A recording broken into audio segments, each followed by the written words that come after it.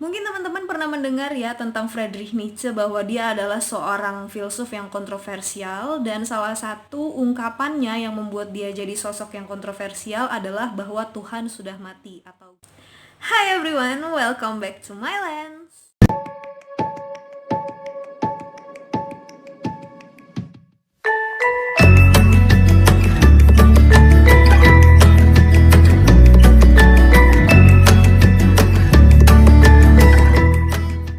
Kali ini, sama seperti yang sudah aku janjikan di video sebelumnya juga, aku akan mereview satu karya Nietzsche lagi, dan karya ini termasuk salah satu masterpiece-nya dia juga, yaitu Zarathustra.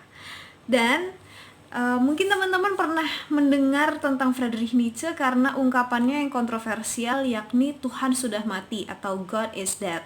Dan ungkapan ini banyak membuat Nietzsche jadi disalahartikan oleh banyak orang. Banyak yang bilang dia ateis dan lain sebagainya. Banyak yang sampai sekarang masih percaya dia ateis.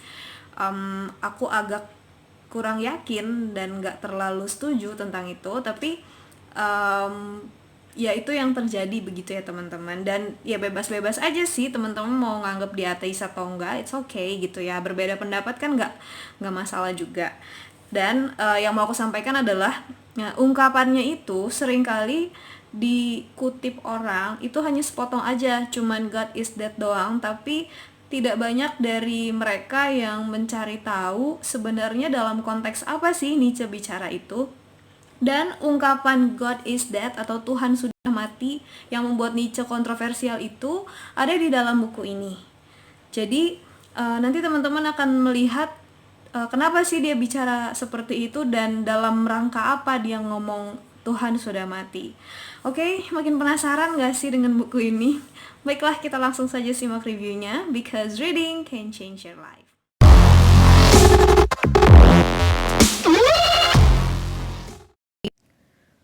Zarathustra adalah karya Friedrich Nietzsche yang diterbitkan pada tahun yang sama ketika Richard Wagner, sahabatnya, meninggal dunia.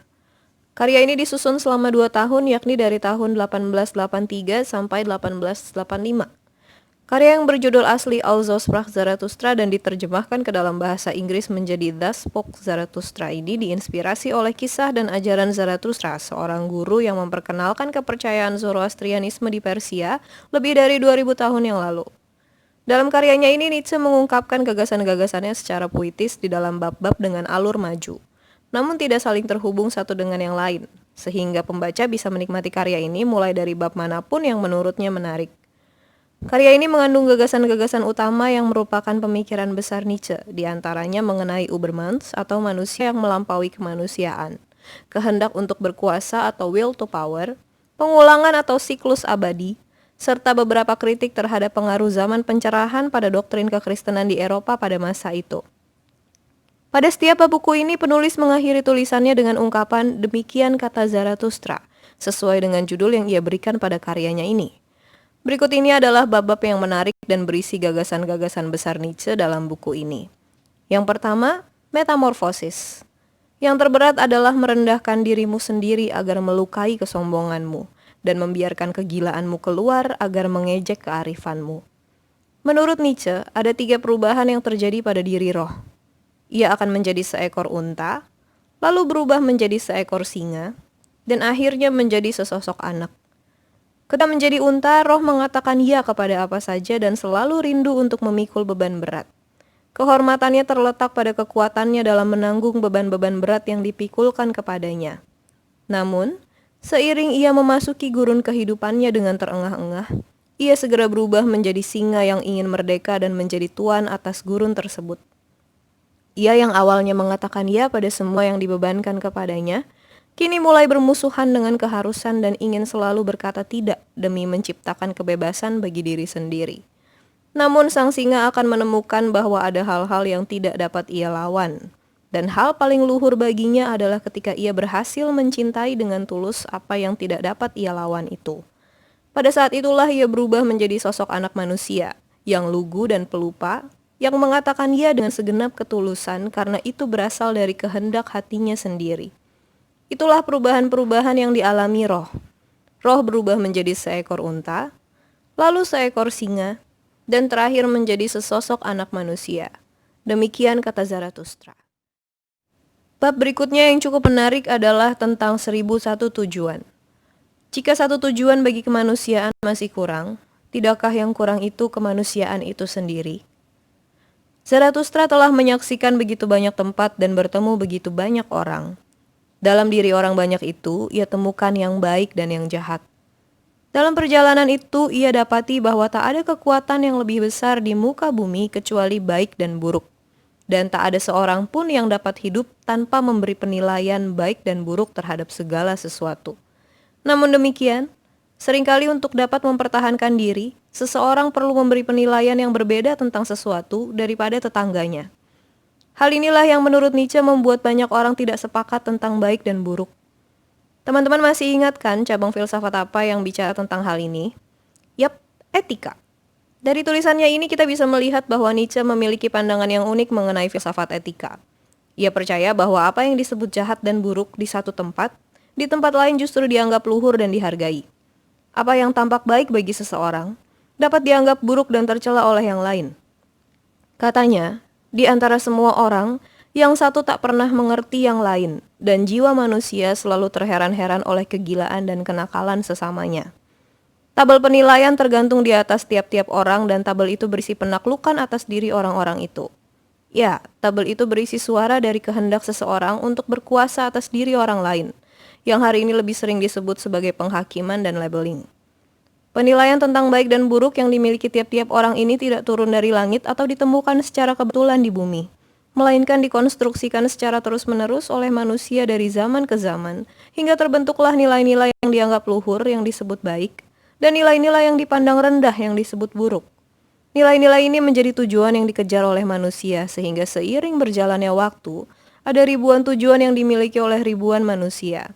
Sayangnya, itu tidak cukup bagi manusia dan mereka masih mencari-cari tujuan itu. Namun kata Zarathustra, apabila tujuan bagi kemanusiaan itu masih kurang, tidakkah yang kurang itu kemanusiaan itu sendiri? Bagian menarik yang lain adalah tentang yang penyayang. Jika aku harus memiliki rasa sayang, aku tidak mau disebut penyayang.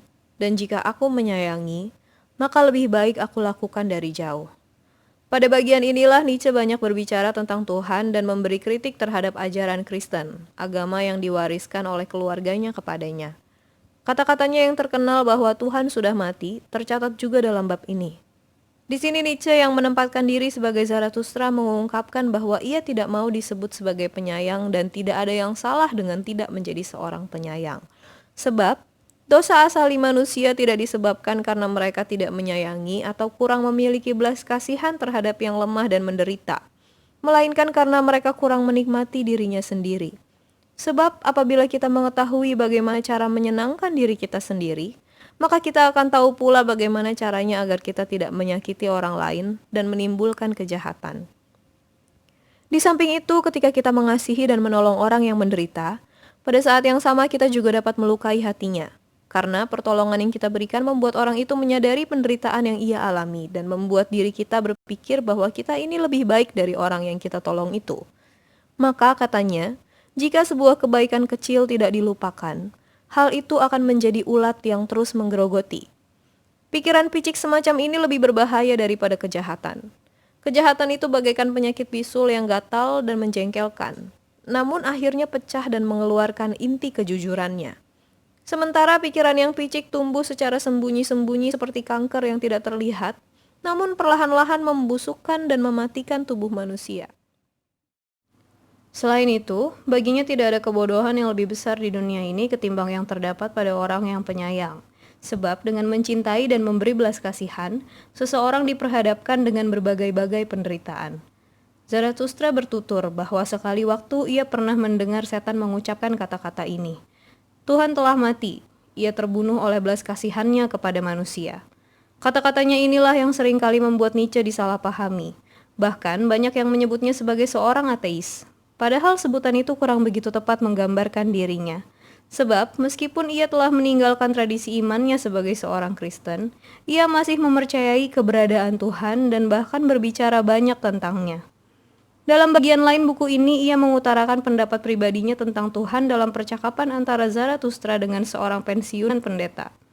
Dalam dialog itu, Zarathustra mengungkapkan kekecewaannya terhadap Tuhan yang berbicara pada manusia dengan cara yang terlalu sulit dimengerti. Tuhan yang membiarkan manusia dalam kesesatan dan kegagalan memahaminya. Namun, dalam kekecewaan itu, ia justru memutuskan untuk membiarkan Tuhan tetap seperti itu. Dan disitulah justru terletak kesalehannya yang luhur. Ketika ia tidak lagi memaksa Tuhan untuk menjadi sesuai dengan kehendaknya seperti yang banyak dilakukan oleh orang-orang yang menyebut dirinya saleh dan beriman, yang sering meminta ini dan itu di dalam doanya, termasuk meminta Tuhan untuk masuk ke dalam kotak-kotak tradisi yang mereka buat. Bagian lain yang tidak kalah menarik adalah tentang jeritan putus asa. Jangan berdiri di situ bagaikan orang yang mabuk kegembiraan. Lebih baik engkau menari apabila engkau tidak ingin jatuh. Bagian ini adalah bagian yang menginspirasi kutipan dalam kata pengantar buku edisi revisi Lahirnya Tragedi. Pada bagian ini, Zarathustra tua yang ceria sedang duduk di muka guanya dan dihampiri oleh seorang peramal muram yang menyiratkan banyak ramalan jahat dan kilatan-kilatan petir di wajahnya. Ia meramalkan akhir bagi Zarathustra. Katanya, sebentar lagi perahunya tidak akan ada lagi di atas tanah kering, melainkan akan dihanyutkan. Ia menangkap dengan baik keresahan yang ada dalam hati Zarathustra. Ia pun mengajak Zarathustra untuk mendengar jeritan-jeritan putus asa dari para manusia unggul yang terjebak di dasar jurang di dekat guanya. Mereka menunggunya untuk menghampiri mereka dengan belas kasihan. Sebuah dosa puncak bagi Zarathustra. Lagi pula, tidak mungkin kebahagiaan ditemukan di antara gua-gua para petapa, kata peramal itu. Namun mendengar hal itu, Zarathustra yang sempat ketakutan kembali menjadi ceria. Ia menepis perkataan sang peramal dan mengungkapkan bahwa ia masih percaya pulau-pulau bahagia itu ada di sana. Dan ia menciptakan kebahagiaan itu di wilayahnya. Ia menerima perkataan sang peramal tentang para manusia unggul yang menjerit minta belas kasihan kepadanya dan akan segera bergegas menghampiri mereka, sebab barangkali mereka memang sedang mengalami kesulitan. Bagi Zarathustra tidak ada yang boleh terciderai di wilayahnya. Melihat bahwa Zarathustra sedang pergi menghindarinya dengan dalih ingin menyelamatkan para manusia unggul, sang peramal mengatakan bahwa Zarathustra tidak akan dapat menghindarinya dan mereka akan segera bertemu kembali di petang hari sebab tamunya itu bermaksud menunggunya di dalam gua. Namun Zarathustra dengan yakin tetap melangkahkan kakinya dan memperbolehkan sang peramal itu tinggal di guanya. Bahkan ia berharap bahwa sang peramal akan menemukan madu yang ia simpan di sana untuk membuatnya menyadari tentang manisnya kehidupan, hingga ia dapat menari dengan lincah dalam kegembiraan bagaikan beruang penari. Katanya, ia tak masalah apabila sang peramal menyaksikan kata-katanya. Namun sang peramal harus tahu bahwa Zarathustra juga adalah seorang peramal. Ia menjadi peramal bagi masa depannya sendiri ketika ia memutuskan untuk memilih kegembiraan di tengah-tengah banyaknya kemuraman hidup yang membuat orang-orang menjadi putus asa. Dan disinilah terdapat pesan kehidupan bagi para manusia unggul, bahwa di atas semua keunggulan yang mereka miliki, mereka harus mempelajari seni pelipur lara di dunia ini. Mereka harus belajar tertawa.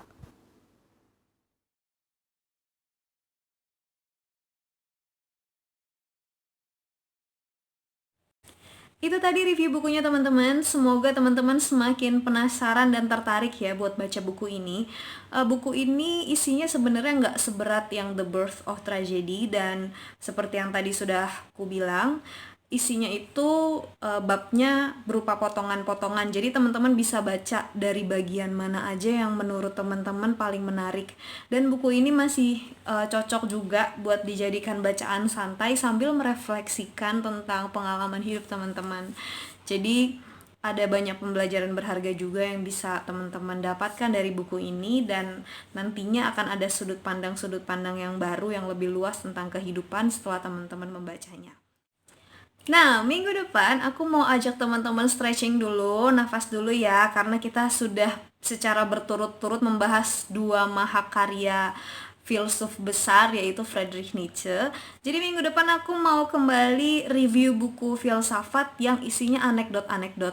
Tapi ini bukan sekadar buku anekdot teman-teman. Dari sini kita juga bisa lihat timeline para filsuf mulai dari abad yang paling tua sampai ke yang paling baru. Jadi nanti setelah baca buku ini, setelah menonton review buku ini, nanti teman-teman bisa punya bayangan atau pemetaan tentang filsuf-filsuf itu sesuai dengan zaman hidupnya.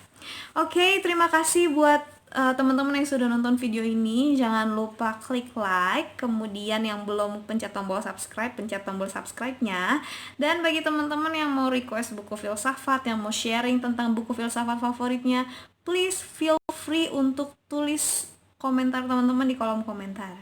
Oke, terima kasih semuanya. Jangan lupa baca dan baca buku because reading can change your life. Sampai jumpa depan. Bye.